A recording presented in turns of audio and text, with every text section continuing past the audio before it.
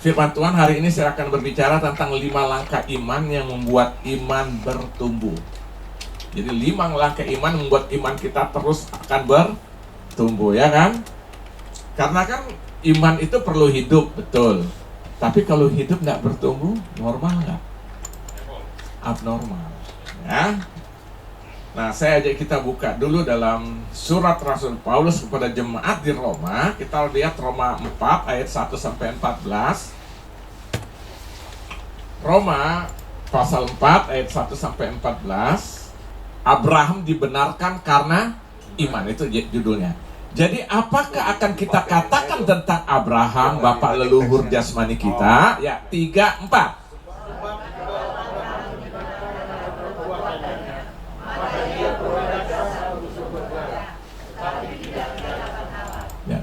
Nah, stop dulu. Berarti di sini Paulus berkata kalau Abraham dibenarkan hanya karena perbuatannya, dia bisa bermegah. Tapi persoalan di hadapan Allah apa? Tidak. Inilah agama. Orang bisa bermegah karena perbuatan-perbuatan keagamaannya, segala yang dia kerjakan. Tapi pertanyaan bagaimana di hadapan Allah? Nah, kita bersyukur Kristen tidak mengajar seperti itu. Amin. Lalu ayat ketiga, sebab apakah dikatakan nas kitab suci? Lalu percayalah Abraham kepada Tuhan. Lihat, percaya, beriman maksudnya, dan Tuhan memperhitungkan hal itu kepadanya sebagai kebenaran. Jadi Abraham dibenarkan bukan karena perbuatan baiknya, tapi karena percayanya dan imannya. Dan percaya iman itu menuntun dia membuat perbuatan. Beda nggak dengan agama? Agama saya lakukan dulu, tapi Abraham dia imannya percaya dulu, baru dia lakukan berdasarkan yang dia percaya. Inilah kekristenan.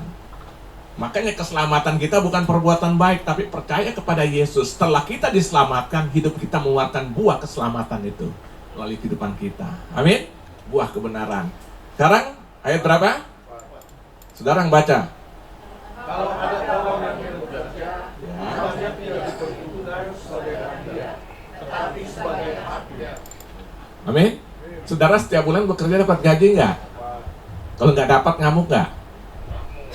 Ngamuk dong, demo. Kenapa? Karena itu hak, bukan hadiah. Saya sudah bekerja, saya layak dapat upah, ya. Jadi itu gambaran. Jadi kita dapat, makanya kita keselamatan bukan karena perbuatan baik, tapi karena anugerah di dalam Kristus Yesus. Ayat 5, tetapi kalau ada orang yang tidak bekerja, namun percaya kepada Dia yang membenarkan orang durhaka, imannya diperhitungkan menjadi kebenaran.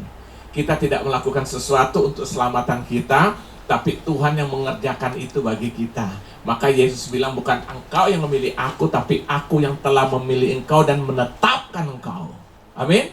Jadi kita ini umat-umat pilihan Allah. Kita ini dipilih. Amin. Ini anugerah, saudara. Ayat berapa sekarang? 6, silakan.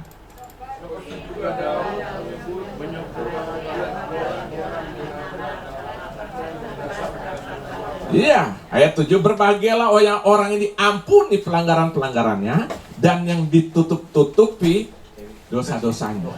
Artinya begini, saudara, Tuhan itu mengampuni kita, artinya kita berdosa, dia anggap, udahlah, gue nggak anggap lu nggak berdosa.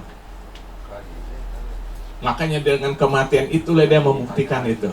Amin. Jadi kita ini berdosa, tapi di hadapan Allah oleh darah Yesus yang tertumpah itu dosa kita tuh ditutupi gitu loh, dibersihkan. Ini luar biasa, makanya keselamatan tuh hanya anugerah dalam kekristenan. Ayat berapa sekarang?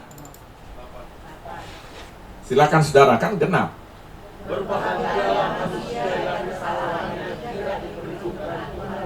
Haleluya. Ayat 9, adakah ucapan bahagia ini hanya berlaku bagi orang bersunat saja, atau juga bagi orang yang tak bersunat?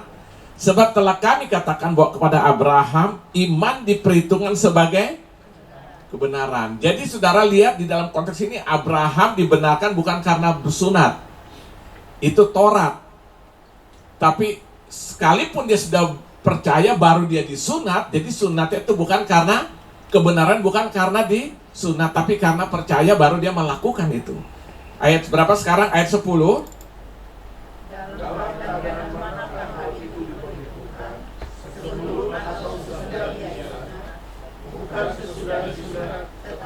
sebelum. Ya, ayat 11. Dan tanda sunat itu diterimanya sebagai materai kebenaran. Lihat, materai kebenaran karena dia taat, dia beriman ya, berdasarkan iman ya yang ditunjukkannya sebelum ia bersunat. Demikian ia dapat menjadi bapa semua orang percaya yang tak bersunat, supaya kebenaran diperhitungkan kepada mereka. Ayat 12.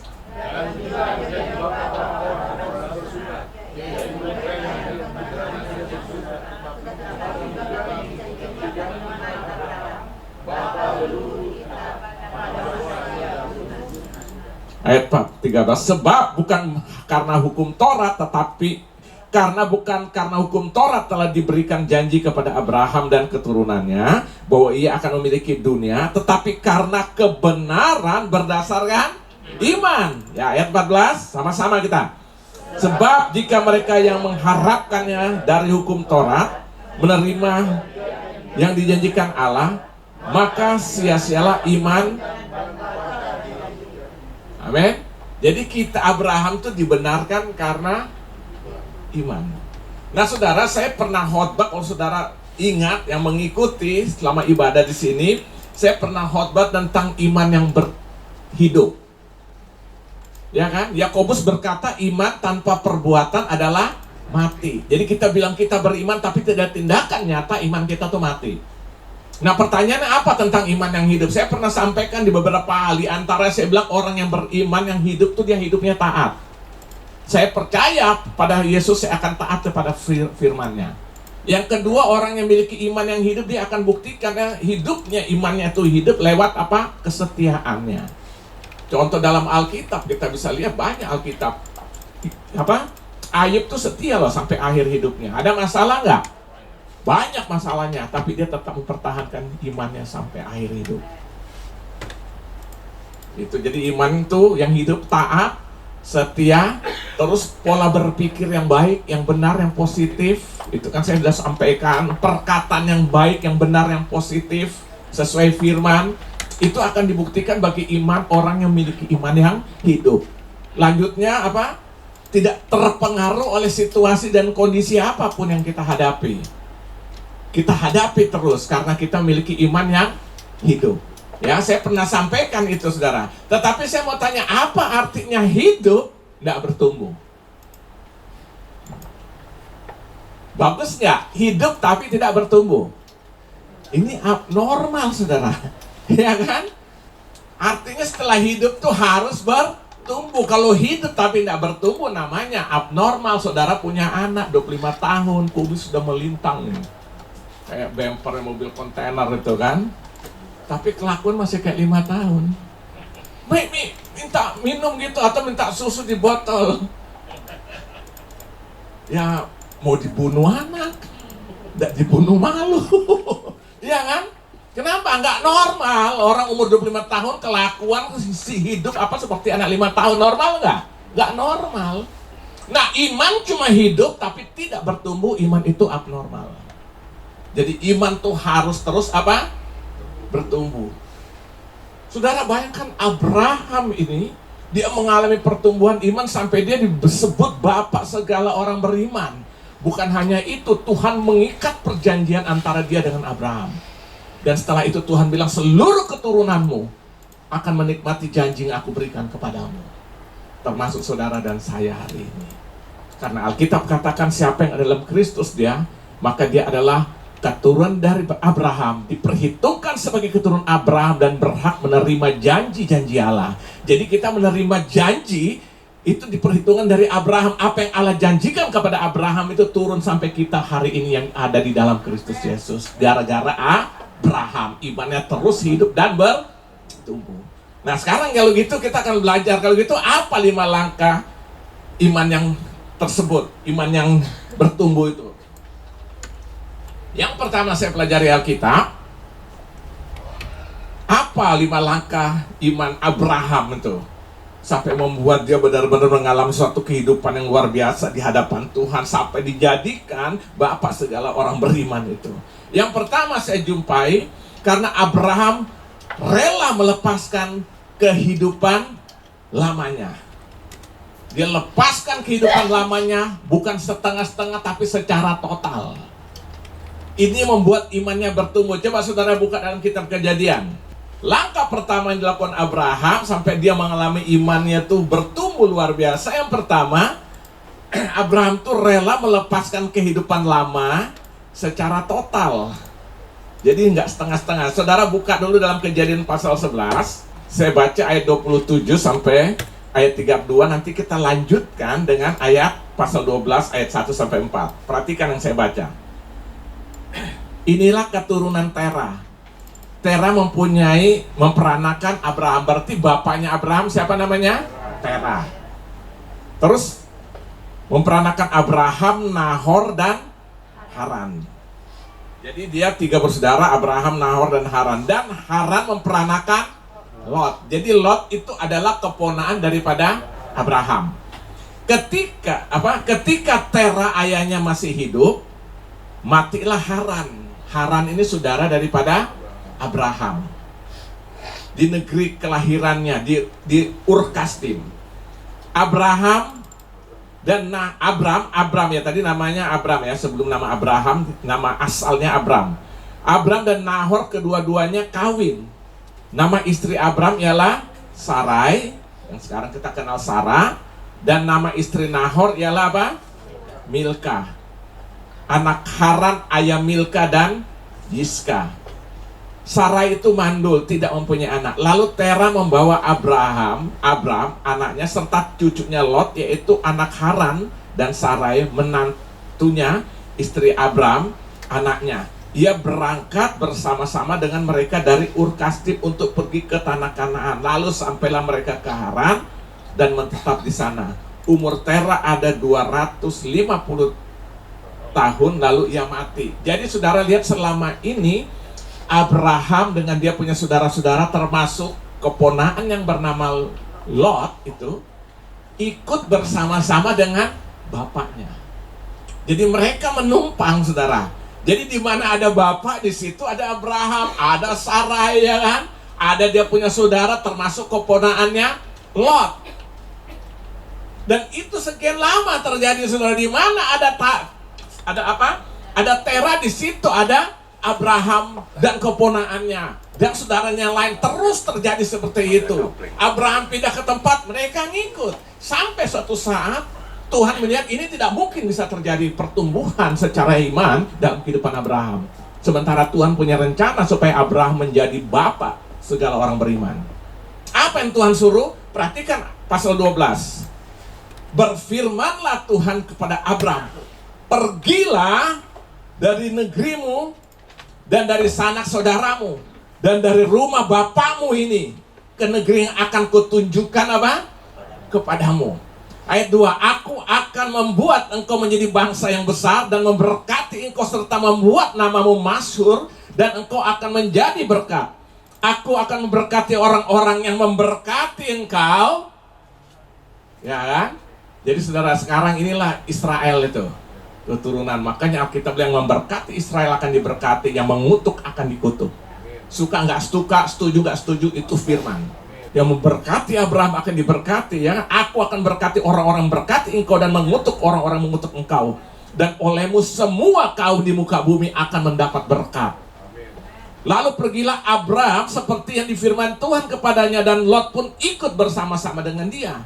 Abraham berumur 75 tahun ketika ia berangkat dari Haran.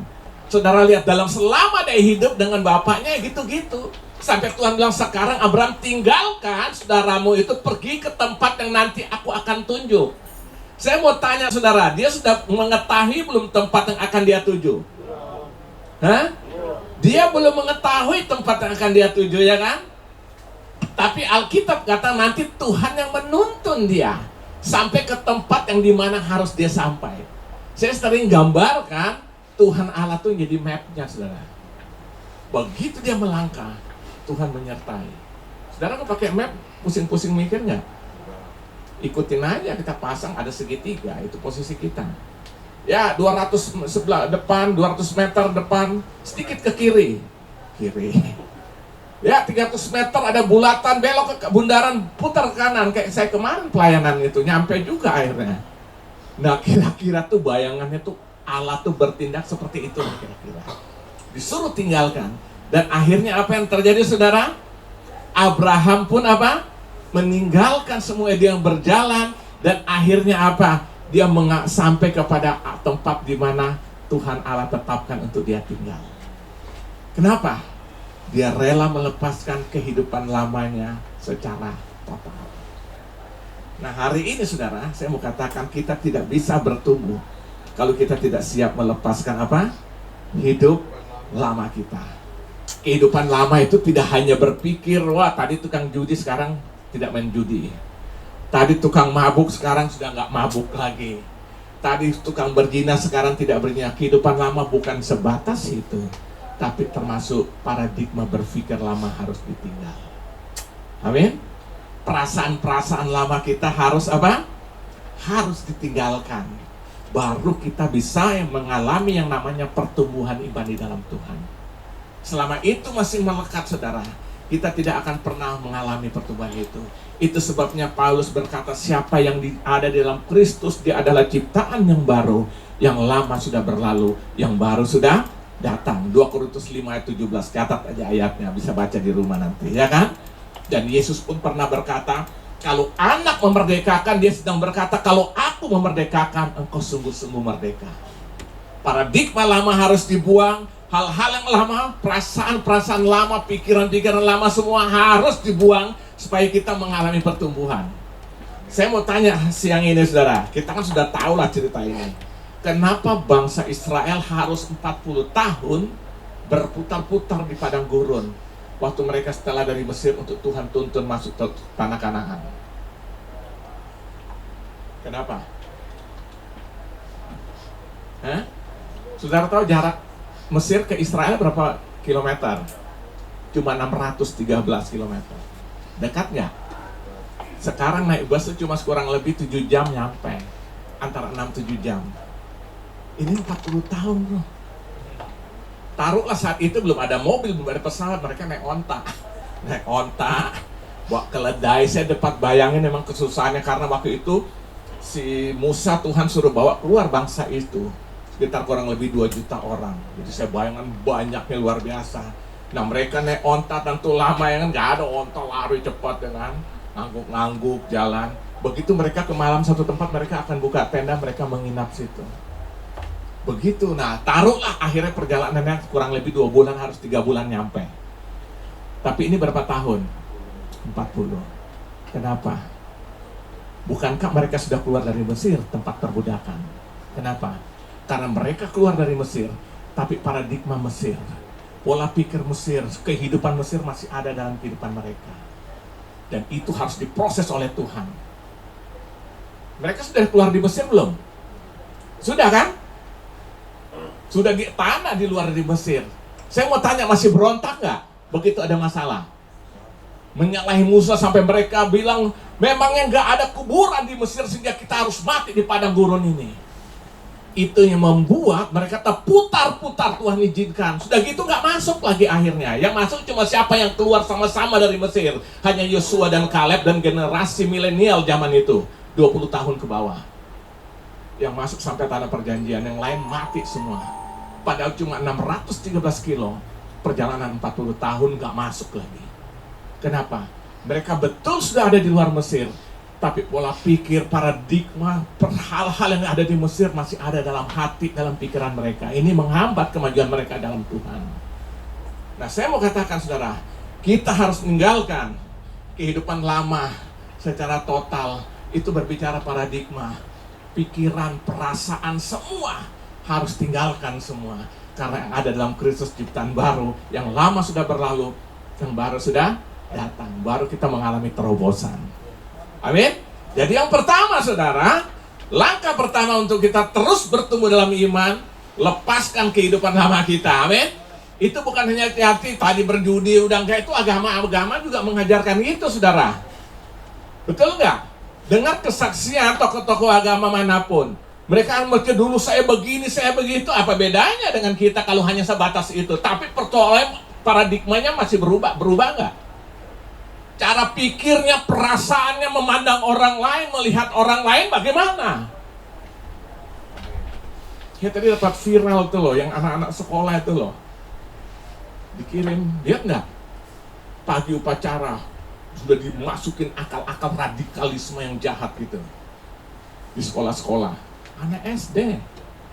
Tadi saya nggak kirim, saya kirim ke Pak Ulik. Pak Indra ya. Aduh, ngeri banget saudara melihat sampai seperti itu. Makanya sekarang Jawa Tengah tuh lagi diberesin sama siapa? Ganjar Pranowo. Itu terjadi paling gawat sana. Makanya lihat negara ini, lihat kan setiap hari demo juga nggak jelas apa gitu loh. Udah terhubung semuanya. Bagaimana mau berkat Tuhan turun? Makanya tugas kita semua berdoa bagi bangsa ini. Amin. Paling tidak ada yang menahan itu. Tunggu tanggal mainnya. Waktu itu sudah diangkat kita dalam kemuliaan Tuhan. Baru biar apa mau jadilah. Tapi sekarang mumpung kita masih sini, kita berdoa, amin. Karena Alkitab katakan kesejahteraan bangsa itu, kesejahteraan satu kota itu kita harus doakan, amin. Itu bagian tanggung jawab. Saudara lihat, itu kan tokoh-tokoh agama semua, saudara. Mereka mengajarkan hal, tapi ininya berubah nggak? Ininya berubah nggak? Enggak. Makanya Abraham disuruh tinggalkan. Amin. Jadi kita harus rela melepaskan kehidupan lama secara total, termasuk pola pikir, perasaan. Jadi hidup ya udahlah, nggak usah pakai perasaan-perasaan yang mudah-mudahan kita tersinggung, sedikit tersinggung. Oh nggak bisa. Saudara, kapan majunya, saudara? Justru Alkitab bilang besi menajamkan besi, manusia menajamkan sesama. Amin. Kita makin maju terus. Amin. Ini yang pertama ya. Jadi yang pertama apa? Tinggalkan atau lepaskan kehidupan lama kita secara total, termasuk paradigma pikiran, perasaan, semua buang semua itu semua sampah yang iblis selalu pakai. Percaya saya, orang sudah bertobat, rohnya dibenarkan, tapi otaknya, pola pikir itu seringkali diserang iblis. Dia tidak bisa nyerang hati kita karena ada roh Tuhan. Dia pola pikir kita diserang terus. Ya, itu harus ditinggalkan. Yang kedua, apa yang kedua, yang langkah kedua yang dilakukan, yang Tuhan suruh perintahkan, suruh Musa lakukan, yaitu rela melepaskan zona nyaman. Nah, kita buka dulu dalam Kisah Rasul pasal 7. Zona nyaman juga ini menghambat, saudara. Nanti saya jelaskan apa itu zona nyaman. Kisah Rasul pasal yang ke-7 ayat 2-4. Kata imam besar, benarkah demikian? Jawab Stefanus, hai saudara-saudara dan bapak-bapak, dengarkanlah. Allah yang maha mulia telah menampakkan dirinya kepada bapak leluhur kita, Abraham, ketika ia masih di Mesopotamia. Di mana Mesopotamia itu? Hah? Di mana ya? Itu di Irak. Daerah Mesopotamia itu terletak di antara Sungai Efrat dan Sungai Tigris, kan ada kan? Jadi itu di era di mana? Di Irak. Sebelum ia menetap di Haran dan berfirman kepadanya, keluarlah dari negerimu dan dari sanak saudaramu, terus dan pergilah ke negeri yang akan kutunjukkan kepadamu. Maka keluarlah ia, siapa itu? Abraham, dari negeri orang Kasdim, lalu menetap di Haran. Dan setelah ayahnya meninggal, Allah menyuruh dia pindah dari situ ya. Jadi sudah sampai di Haran, sekarang disuruh pindah ke tanah ini, tempat kami diam sekarang. Itu setelah ada di Kanaan. Jadi saudara lihat, ini waktu terjadi satu pembelaan Stefanus dalam mahkamah agama. Lalu dia mulai menceritakan tentang leluhurnya bernama Abraham sampai dia ada saat itu. Nah, ini satu pembelaan yang disampaikan oleh siapa? Oleh Stefanus. Dia menceritakan kembali tentang asal-usulnya sampai dia ada tempat itu. Semua tidak lepas daripada apa yang Tuhan janjikan kepada Abraham dan turun sampai kepada dirinya. Dan dia menceritakan situ, ternyata Abraham itu akhirnya harus apa?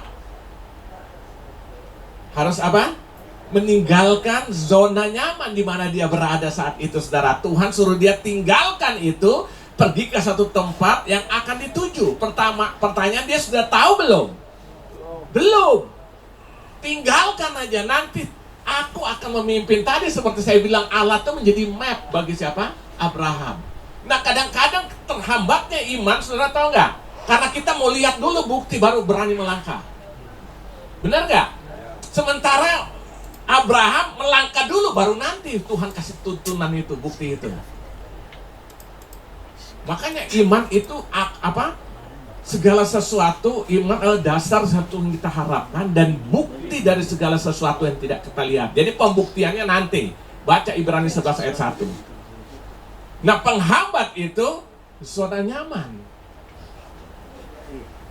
Makanya Tuhan bilang, Abraham, tinggalkan tempat kemana nanti aku tuntun engkau. Dia waktu itu belum, masih ada satu tempat, masih daerah Haran, disuruh tinggalin. Nah, kapan dia bisa lihat? Waktu Tuhan mimpin dia, menyertai dia sampai pada tujuan, waktu pas dia melangkah, baru dia lihat. Nah, persoalan kita kadang-kadang takut melangkahnya kan? Ya kan? Itu permainan di mana? Pikiran. Apa itu zona nyaman? Ya? Orang seringkali berpikir zona nyaman tuh hal-hal yang wow, nyaman gitu.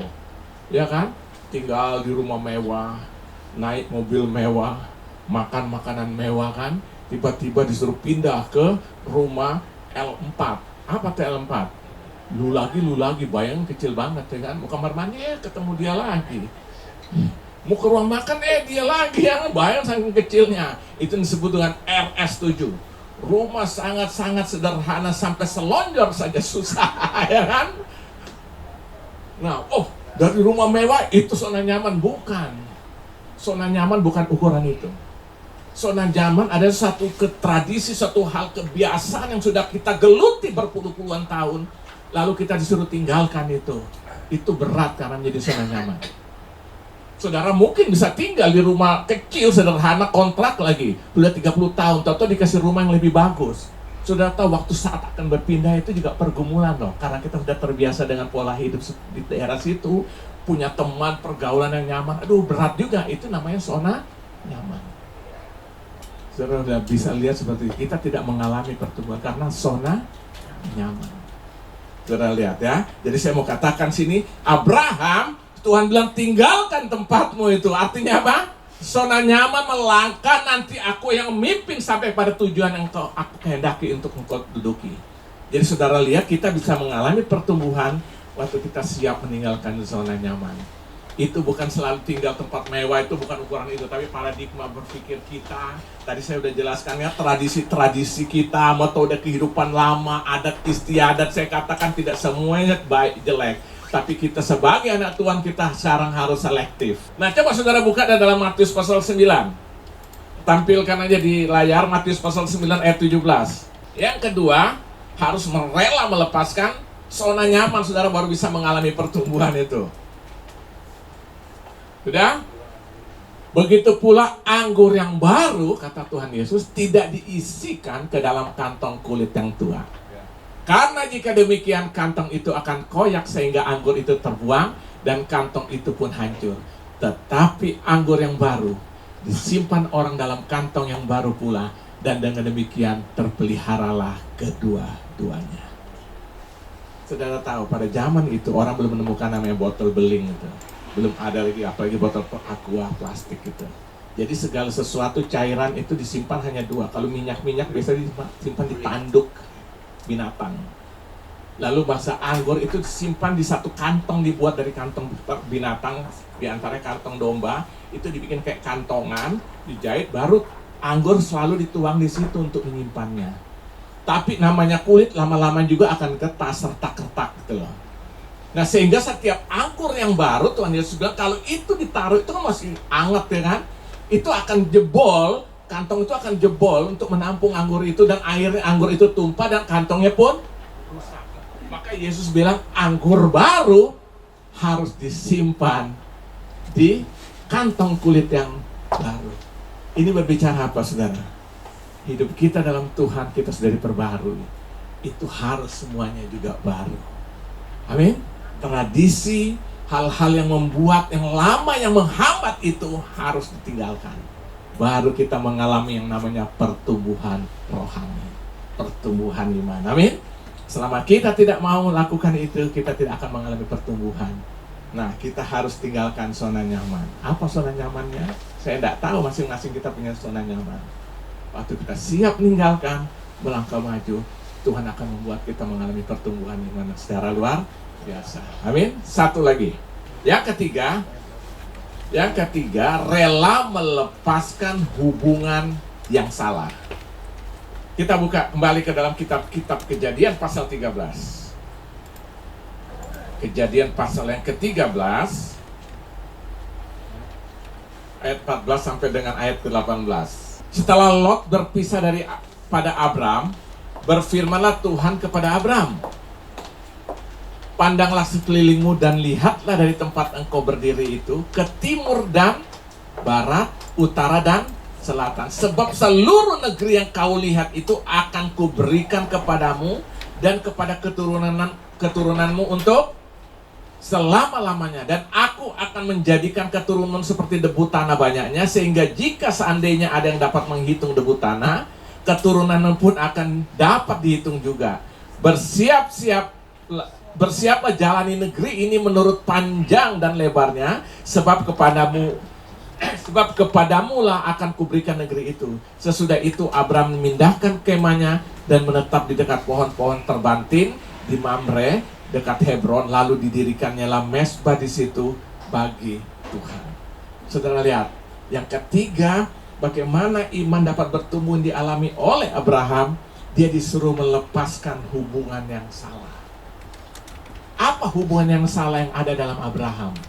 Dia selalu membawa keponak yang bernama Lot harus ikut dia. Dia bawa itu. Dia tidak mau lagi melepaskan, sampai kekayaan pun dia bagi bagian. Tapi apa yang terjadi? Setelah dia bagi seringkali, saudara tahu, dia punya gembala-gembala kan, masing Abraham dikasih onta, domba, segala. Dia juga akhirnya punya gembala. Nah, seringkali gembalanya dia sering berantem dengan gembalanya siapa? Gembalanya Abraham. Dengan Lot sering berantem, sampai satu saat Abraham pikir kalau begini terus pusing juga dia kan. Lama-lama dia bilang kita bisa berantem juga. Akhirnya Tuhan suruh dia tinggalkan, suruh Lot pergi. Bagaimana caranya? Suruh dia lihat dulu deh, pandang seluruh areal itu. Akhirnya Lot pikir, gue pilih yang paling bagus menurut Lot. Makanya selalu yang kita lihat belum tentu sama yang Tuhan lihat. Dia pilih Sodom.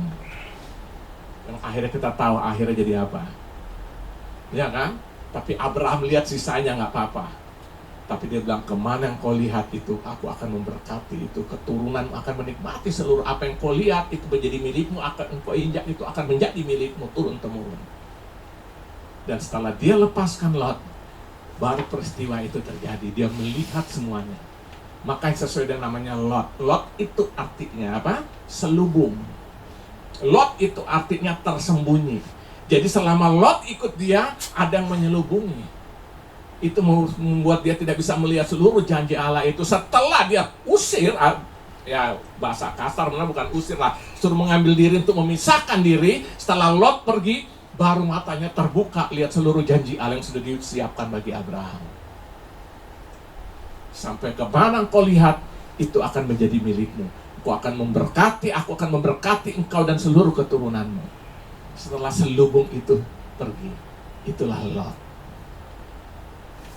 Nah, saya mau katakan hari ini, saudara, kita tidak pernah mungkin bisa mengalami pertumbuhan rohani kalau kita tidak melepaskan hubungan-hubungan kita yang salah. Amin. Lepaskan hubungan-hubungan kita yang salah, saudara ya. Kita lepaskan, kita tinggalkan itu semua, baru kita bisa mengalami yang namanya apa? Pertumbuhan iman. Lot itu selubung, jadi rupanya selama ada selubung itu, dia tidak bisa melihat sesuatu. Nah, coba saudara buka dalam 1 Korintus 15 33 sampai 34. Janganlah kamu sesat. Pergaulan yang buruk merusakkan kebiasaan yang baik. Sadarlah kembali sebaik-baiknya dan jangan berbuat dosa lagi. Ada di antara kamu yang tidak mengenal Allah. Hal ini kukatakan supaya kamu merasa malu. Lihat di sini ayat 33, saya ulang. Janganlah kamu sesat. Pergaulan yang buruk merusakkan kebiasaan yang baik. Paulus sedang menasihatkan kepada jemaat di Korintus supaya mereka menjaga pergaulan. Setelah mereka dalam Tuhan, mereka harus menjaga pergaulan, karena Paulus bilang pergaulan yang buruk akan merusak kebiasaan yang baik. Itu harus dihindari. Nah, jangan saudara salah paham berarti, wow, saya sudah tidak boleh bergaul, saya harus jadi orang yang ekstrim, ya kan? Bukan itu maksudnya. Maksudnya kita tetap bergaul baik, tapi kita tidak menjadi sama dengan mereka. Amin. Kita menjadi garam, menjadi terang yang Yesus bilang, ya kan? Kita membawa garam menjadi terang, sehingga kita membawa terang itu kemanapun kita berada, supaya orang melihat terang itu. Jadi kita harus bergaul dengan siapa aja boleh, tapi tidak menjadi sama dengan mereka. Makanya murid-murid Yesus itu pertama perhatikan, disuruh tinggalkan semua nggak? Iya, ikut aku. Lalu diapain sama Yesus? 3,5 tahun dilatih, dididik. Setelah 3,5 tahun, apa Yesus bilang? Pergilah, jadikanlah seluruh bangsa muridku, baptislah mereka dalam nama Bapa, Anak, dan Roh Kudus, dan ajarkanlah mereka melakukan segala sesuatu yang sudah kuperintahkan kepadamu, dan ketahuilah aku menyertai engkau sampai pada kesudahan zaman. Setelah dilatih 3,5 tahun, sudah benar, sudah mengerti semuanya, sudah kuat, sudah diberikan, diurapi oleh kuasa Roh Tuhan. Ada kuasa, baru disuruh apa? Pergi. Supaya mereka siap menjadi berkat. Jadi di sini bukan ekstrim, saya tidak mau bergaul, bukan. Artinya apa, saudara lihat di sini, lihat. Kita bukan dilarang untuk bergaul. Tidak, kita bergaul dengan siapa, tapi pergaulan kita membawa dampak kebenaran. Makanya kita harus melepaskan hubungan yang salah, supaya kita mengalami kebenaran Tuhan dalam kehidupan kita, lalu kita kembali hidup menjadi berkat. Amin. Jadi saudara yang bekerja di kantor, jadilah karyawan yang membawa dampak terang kemuliaan Tuhan di sana. Amin. Jangan ikut-ikutan. Kita tidak diberi tugas untuk membalas dendam. Kita hanya diberi tugas membawa damai sejahtera. Karena Yesus dalam khotbahnya di bukit, berbahagialah orang yang membawa damai, karena dia akan disebut anak-anak Allah. Berarti kalian tidak mau damai, anak siapa? Nah, udah itu. Jadi lihat sesuatu yang bikin kacau dan bawa damai, itu pasti dari makanya Jumat datang, kita sedang bahas tentang akhir zaman. Jadi kita lihat, nah itu sebabnya tinggalkan yang salah, tapi siap menjadi berkat. Amin. Nah itu sebabnya hari ini yang ketiga, saudara, bagaimana supaya iman kita yang bertumbuh, rela melepaskan hubungan yang salah. Karena pergaulan yang buruk pasti merusak kebiasaan yang baik. Jadi kita tetap bekerja dalam hidup kita, nggak apa-apa, tapi bekerja membawa berkat. Orang akan lihat, dia beda dulu dia, ya. Dulu kita mabuk, dia lebih mabuk dari kita, ya kan? Ya kan? Dulu kita cuma isap rokok, dia cerutu. Tapi sekarang nyentuh juga nggak mau. Loh, orang akan lihat perbedaan itu loh. Dan Yesus dipermuliakan. Ya. Saudara lihat teman-teman saya kayak pemusik, kayak misalnya Tari Anggoma, Jeffrey Talele, itu sampai dipanggil pendeta, saudara. Terserah mau dipanggil agak kayak ngeledek, terserah. Iya, Jeffrey kan kadang ini kalangan musik. Sampai Jeffrey pernah bilang waktu dia lagi main dengan Om Bubi Chen, bukan Bubi, ya kan? Termasuk Benny Mustafa. Kemarin waktu mereka konser tahun berapa tuh ya, yang waktu Java Jazz yang si ini nyanyi siapa? Nada. Mereka bikin diksi itu loh. Waktu latihan selalu, Jeff, doa dulu. Bayangkan orang-orang muslim minta berdoa dulu. Berarti kan ada sesuatu yang udah dia pancarkan oleh hidupannya. Ya berdoa. Nah kita harus sampai seperti itu. Amin. Tetap bergaul, tetap kita bekerja di mana kita berada, tapi tampilnya kita sudah tampil baru. Amin. Orang akan lihat sesuatu berubah. Alkitab katakan orang melihat terang itu dan akhirnya mereka datang kepada terang itu. Amin. Jadi kita semua bukan eksklusif, tapi hidup menjadi berkat. Amin. Nah saya percaya kalau kita lakukan ini, iman kita terus bertumbuh. Sehingga yang lama sudah berlalu, yang baru sudah datang. Yesus bilang kalau anak memerdekakan, kamu sungguh-sungguh merdeka. Yohanes 8 ayat 32. Amin. Kita akan mengalami kemerdekaan itu. Makanya hari ini kita tetap lakukan 3 hal yang dulu. Yang pertama, di mana kita harus apa? Rela melepaskan hidup lama kita secara total, ya. Yang kedua, zona nyaman kita lepaskan. Yang ketiga, lepaskan juga hubungan yang salah. Tinggalkan semua itu. Tuhan pimpin kita mengalami pertumbuhan rohani secara luar biasa. Tuhan Yesus memberkati. Haleluya.